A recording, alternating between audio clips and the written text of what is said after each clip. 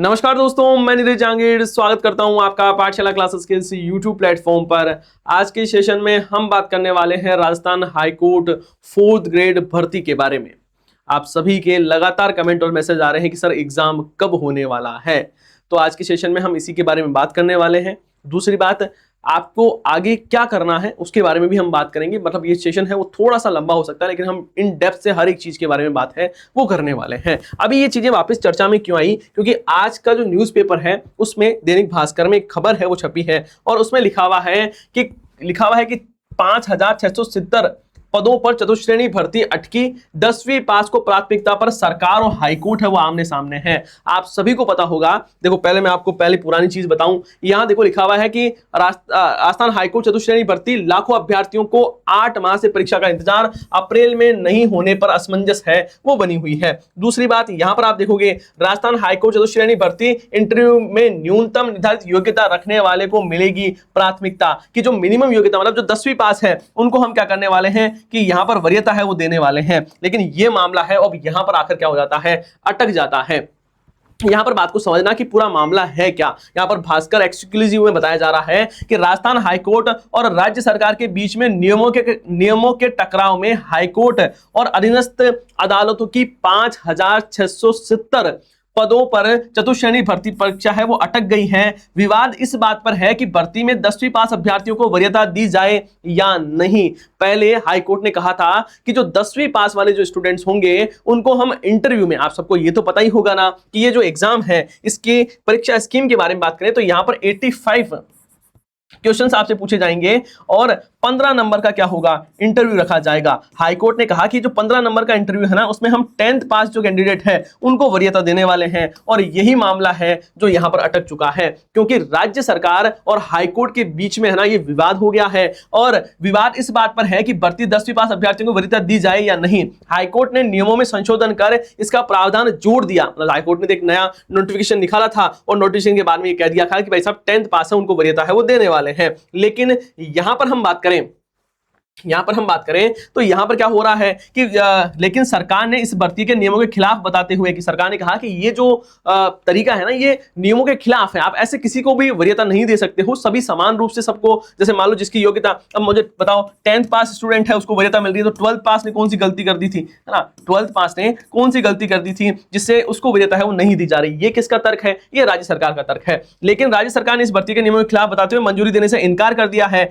अब जब तक दोनों पक्षों में सहमति नहीं बनती भर्ती प्रक्रिया आगे नहीं बढ़ सकती है। इस पर 10 लाख अभ्यर्थियों का असर पड़ने वाला है। हाईकोर्ट प्रशासन ने 5 फरवरी को अधिसूचना जारी कर चतुश्रेणी भर्ती परीक्षा में न्यूनतम योग्यता है उसको 10वीं पास तय करते हुए साक्षात्कार में 10वीं पास को प्राथमिकता देने की बात कही थी। और दूसरी बार लौटी फाइल है वो दूसरी बार लौटी है। हाईकोर्ट ने अधीनस्थ न्यायालयों के लिए नियम संशोधन की मंजूरी देने का प्रस्ताव सरकार को भेजा था। मतलब पहले सरकार को, हाईकोर्ट ने क्या किया, सरकार को प्रस्ताव भेजा कि सरकार से, लेकिन प्रस्ताव को लौटा दिया गया। फिर फाइल वापस भेजी गई और अब वापस है यहां पर असहमति जताते हुए वापस फाइल है वो लौटा दी गई है। कुल मिला के, है ना, यहां पर हम बात करें राज्य सरकार के 3 बड़े तर्क हैं। कह रही है किसी भर्ती में शैक्षणिक योग्यता इस तरह सीमित नहीं की जा सकती, है ना, अधिक पढ़े उम्मीदवार भी सिर्फ 10वीं की अंक तालिका लगाकर आवेदन कर सकते हैं। ऐसे में वास्तविक योग्यता का पता करना है वो मुश्किल हो जाएगा। नियम लागू हुआ तो दूसरी भर्तियां, खासकर है ना 53,000 से ज्यादा चतुश्रेणी भर्ती की पर भी ये मांग है वो उठ सकती है। भाई 53,000 ये आपको पता है अभी भर्ती थी चतुश्रेणी वाली सबसे बड़ी। अब हो सकता है कल को इस पर कहने लग जाए कि भाई साहब जो न्यूनतम योग्यता है उनको वरीयता है वो दी जाए, तो ऐसी चीजें हैं वो नहीं हो सकती है।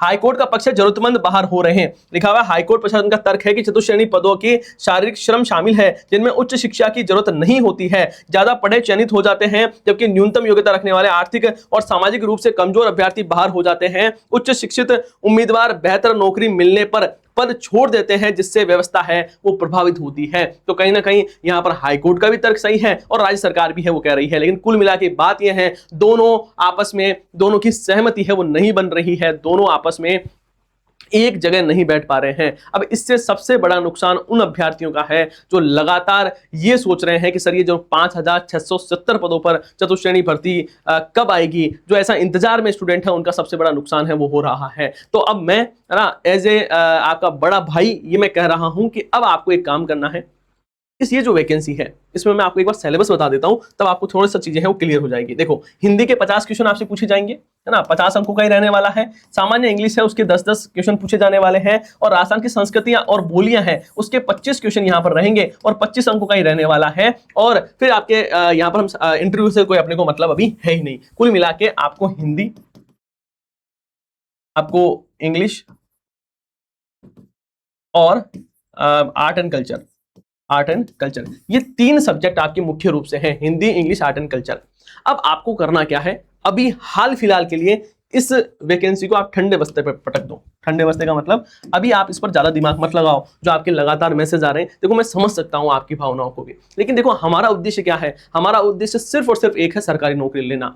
अब जब हमें पता लग रहा है कि ये आपस में पता नहीं कब सहमति बनेगी, तो हम इसका इंतजार नहीं कर सकते हैं। और यदि आप इसके इंतजार में ही बैठे रहोगे तो बहुत पीछे रह जाओगे। तो आपको करना क्या है, खासकर मैं उन लोगों के बारे में कह रहा हूं जो बहुत सारे ऐसे कैंडिडेट भी हैं। अभी जब आपको पता है इसमें जो 4th ग्रेड का एग्जाम था उसमें जो मेरिट लिस्ट थी जो रद्द की गई थी, उसके बाद में भी मेरे पास में बहुत सारे फोन आए। एक लेडी का फोन आया जो कि विधवा है, और वो कह रही थी सर मैं 11th पास हूँ और जैसे तैसे मैंने घर से छुपकर एग्जाम दिया, घर वालों को पता नहीं है क्योंकि मैं विधवा हूं सर, है ना, और मैं 11th ही पास हूं, मैं ज्यादा पढ़ी लिखी नहीं हूं, मेरे बच्चे हैं छोटे, और मैंने कैसे ही करके घर से मेरी सास वगैरह जो है उनसे छुपके मैंने एग्जाम दिया, और जैसे तैसे मेरे नंबर आ रहे हैं। नंबर भी ऐसे नहीं कि वो 2-3 नंबर आ रहे हैं, उनके लगभग 40 से 45 नंबर है वो बन रहे हैं, लेकिन उनकी जो मेरिट लिस्ट है उसको रद्द कर दिया गया है। तो वो ऐसे हो गए थे सर अब मैं बिल्कुल निराश हो चुकी हूँ, अब मुझे बताओ मैं क्या करूँ।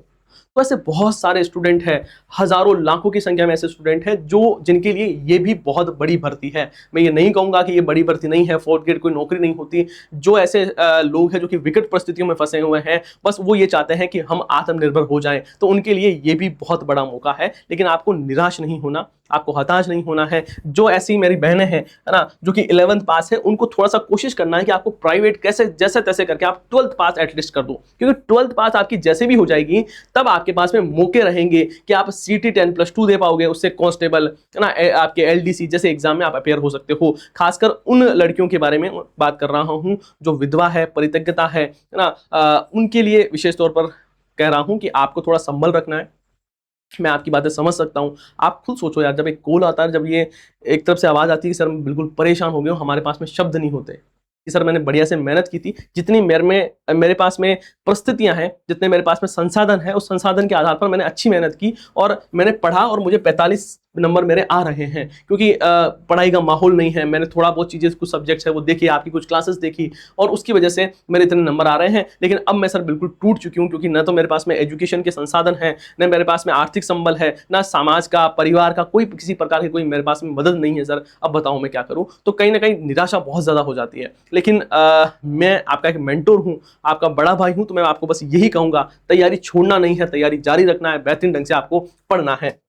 आगे की बात मैं आपको सीधा शॉर्ट में बता दूं कि अभी आपका टारगेट है वो, यदि आप 12th पास हैं, यदि आप 12th पास हैं तो आपका टारगेट एक ही होना चाहिए, CT 10+2। CT 10+2 है, ये आपका एकमात्र टारगेट है, वो होना चाहिए। और इसमें आपको सारे सब्जेक्ट पढ़ने हैं, क्योंकि पेपर अच्छा लेवल का आने वाला है, और 40% अंक है वो आपको लेकर ही आने होंगे, और इसमें नेगेटिव मार्किंग भी रहेगी। आपको पढ़ना क्या क्या है, सुबह 8 बजे आपके लिए करंट अफेयर की क्लास होती है, बिल्कुल फ्री है, कोई चार्जेस नहीं लगता, इस क्लास को जरूर देखनी है। अभी 11 बजे आपके लिए यहाँ पर राजस्थान की मैं पॉलिटी आपको पढ़ा रहा हूं, तो ये क्लास आपको जरूर देखनी है। उसके बाद में इंग्लिश की आपकी क्लास लग रही है 3 बजे, ये आपको देखनी है। साइंस की क्लास आपके लिए लग रही है 5 बजे, ये आपको देखनी है। उसके बाद में रामसर ज्योग्राफी 7 बजे, और आर्ट एंड कल्चर की क्लास आपके लिए 9 बजे होती है। ये जो लक्ष्य बैच है, आपको लक्ष्य को हासिल करने के लिए है, बिल्कुल फ्री में यहाँ पर क्लास लग रही है, और शानदार कंटेंट आपको मिलता है। तो ये क्लासें आपके लिए मस्ट है, जरूर देखनी है। और मंडे से करण सर आपके लिए थ्योरी क्लास भी शुरू कर रहे हैं, तो वो भी आपको जरूर देखनी है। साथ ही आपको बता दूं,